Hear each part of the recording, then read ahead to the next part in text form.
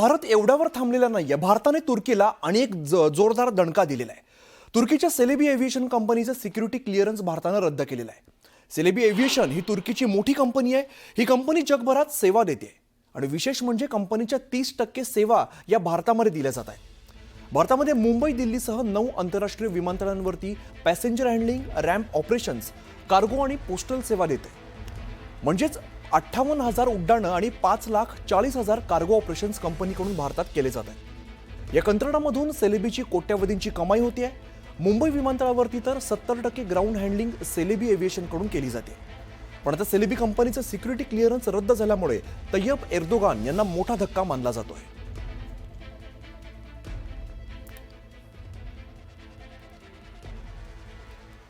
दरम्यान सेलेबी कंपनीचं भारतातील कोणत्या कोणत्या विमानतळांचं सिक्युरिटी क्लिअरन्स रद्द झालंय आपण बघूया. तर तुर्कीच्या सेलेबीवरती स्ट्राईक बघायला मिळतोय. मुंबई, दिल्ली, चेन्नई, बंगळुरू, हैदराबाद, कोचीन, अहमदाबाद, गोवा आणि कन्नूर या विमानतळांवरील जे कंत्राट आहे ते रद्द करण्यात आलेलं आहे.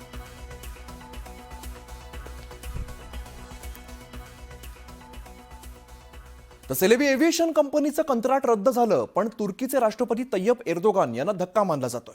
याला कारणं सुद्धा तशीच आहेत. सेलेबीचा तय्यप एर्दोगान यांच्याशी काय नेमका संबंध आहे आपण जाणून घेऊया.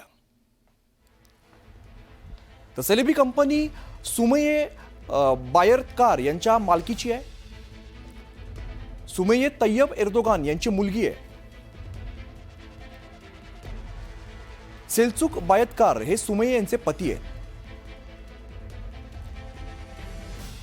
सेल्चुक यांची कंपनी वॉरड्रोन्स तयार करते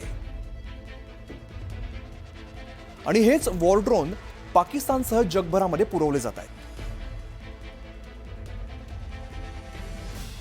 त्यामुळे एर्दोगान यांना सुद्धा हा अतिशय मोठा धक्का मानला जातोय. तुर्कीनं ज्या पद्धतीनं भूमिका घेतली, पाकिस्तानला जाहीर पाठिंबा दिला आणि आपण पाहतोय की हे देशविरोधी जे काही कारवाया होतात पाकिस्तान करते किंवा ह्याच, तर त्या शक्तीला सपोर्ट करणारी शक्ती म्हणजे तुर्कीची आहे. आणि या सगळ्या पार्श्वभूमीवरती शेवटी देशहित आणि देशाच्या संरक्षणाच्या दृष्टीनं अत्यंत महत्त्वाचा हा विषय होता. अनेक ठिकाणावरून तक्रारी येत होत्या आणि हे लक्षातही आलं की शेवटी ही तुर्कीची बेस असलेली कंपनी आहे. आणि म्हणून आज आमच्या बिकासच्या माध्यमातून, म्हणजे सिव्हिल एव्हिएशन मिनिस्ट्रीच्या बिकास जी आमची आहे, ब्युरो ऑफ सिव्हिल एव्हिएशन सिक्युरिटीच्या माध्यमातून या कंपनीचं काम आज त्याचा परवाना रद्द केला गेला. तुर्कस्तानशी कुठलेही व्यापारी आर्थिक संबंध अजिबात नको, कारण ते पाकिस्तानचे मित्र आहेत. जसं आता आपल्या टुरिस्टची जाणं थांबवलं आहे, त्यातून वाढायला पाहिजे.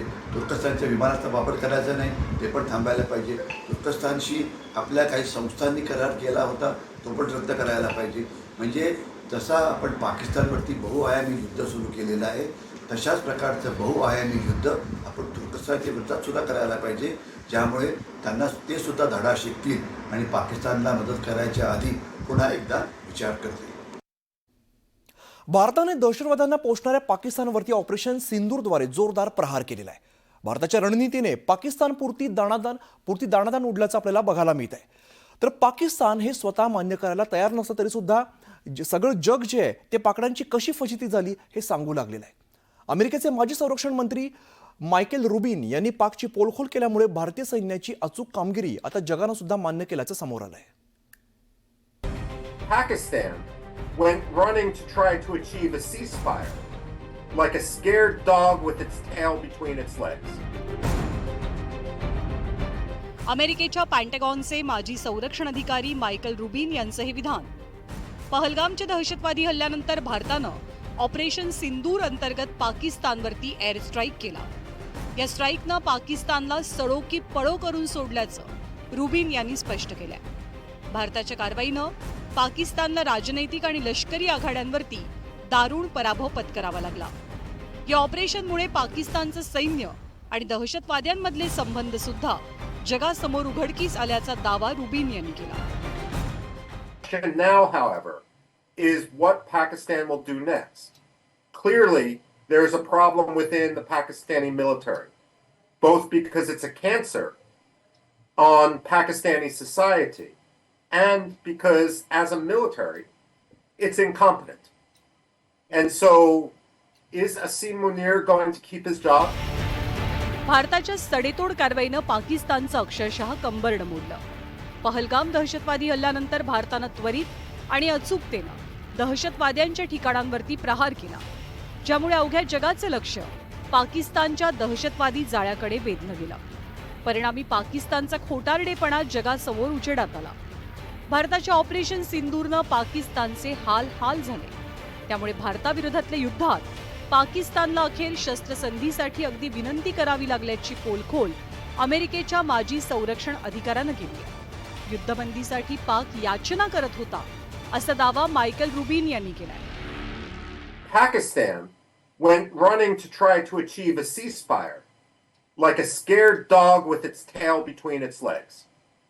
And the fact of the matter is, there is absolutely no spin that the Pakistani military can put on what occurred to shield themselves from the full reality of the fact that they not only lost, but they lost very, very badly. भारतानं पाकिस्तानच्या airbase आणि दहशतवादी तळांवरती केलेल्या हल्ल्यानं पाकची दाणात दाण उडाली. भारताच्या तडाख्यानं पाकिस्तानला गुडघे टेकायला लावल्याचं जगजाहीर आहे. आता अमेरिकेच्या संरक्षण तज्ज्ञांनी पाकिस्तानची पोलखोल केल्यानंतर जागतिक स्तरावर भारताच्या युद्ध विजयावर शिक्कामोर्तब होत आहे. शरद जाधव, न्यूज 18 लोकमत, मुंबई. तर भारत पाकिस्तानमध्ये युद्धविराम आपल्या मध्यस्थीमुळे झाल्याचा दावा अमेरिकेचे राष्ट्राध्यक्ष डोनाल्ड ट्रम्प यांनी केलेला आहे. यावरून आता ट्रम्प यांनी युटर्न घेतलाय. भारत पाकिस्तानमधील वादात मध्यस्थींनी मदत केली असं ट्रम्प यांनी म्हटलेलं आहे. तर भारत पाकिस्तान वाद मिटवण्यासाठी फक्त मदत केली असं म्हणत ट्रम्प यांनी भारत पाकिस्तानमधील मध्यस्थीच्या वक्तव्यावरून आता घुमजाव केलाय. I don't want to say I did, but I sure as hell helped settle the problem between Pakistan and India last week, which was getting more and more hostile. And all of a sudden you'll start seeing missiles of a different type. And we got it settled. I hope I don't walk out of here and 2 days later find out that it's not settled, but I think it is settled. And we talked to them about trade. Let's do trade instead of do war. And Pakistan was very happy with that, and India was very happy.